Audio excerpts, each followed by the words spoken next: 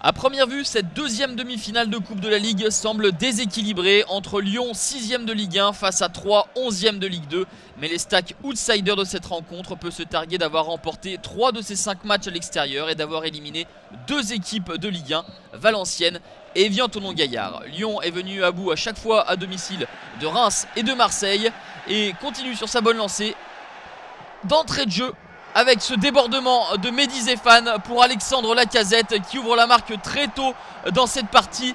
Tous les joueurs ont été aspirés vers le but de Mathieu Dreyer et Alexandre Lacazette a eu la lucidité de rester aux abords du point de pénalty pour ajuster le gardien troyen. 1-0 pour Lyon qui continue d'accélérer et de mettre au supplice la défense de l'Estac. Le bon ballon de Brillant à destination de Bafé Gomis et dès la 27e minute de jeu, l'OL mène 2-0. C'est le 3e but en 3 matchs de Coupe de la Ligue pour Bafétimbi Gomis. C'est le 12e but en 16 matchs, toutes compétitions confondues pour l'attaquant de l'OL. Brillant, Gomis, 2 joueurs qui étaient indésirables en début de saison pour l'OL.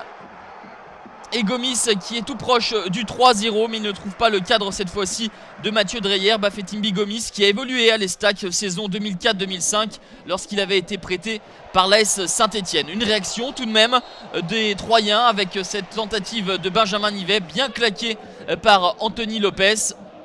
Le corner à suivre pour les Troyens.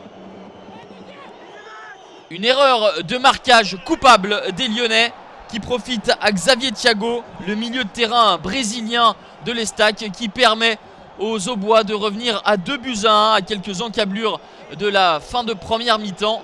Lyon, qui paraissait maîtriser, dominer son sujet, laisse un mince espoir aux hommes de Jean-Marc Furlan. La dernière opportunité lyonnaise sera au bout du pied d'Arnold Mvouemba sur ce coup franc.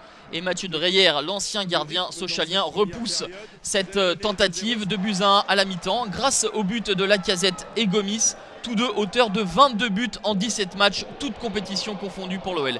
La deuxième mi-temps sera un petit peu moins riche en occasions, un petit peu moins d'intensité. La tentative de Brillant est au-dessus. Alexandre Lacazette s'essaiera également. La frappe enroulée semblait cadrée, mais Mathieu Dreyer est vigilant et repousse cette balle main opposée. Nous avançons dans cette partie. 3 va jeter toutes ses forces dans la bataille. Et la tête de Georges Gopé-Fenépège est bien captée par Anthony Lopez en 2 temps. Lyon s'impose 2-1. La logique a été respectée. Mais les Troyens de Jean-Marc Furlan n'ont pas démérité. L'OL retrouvera le PSG le 19 avril au Stade de France.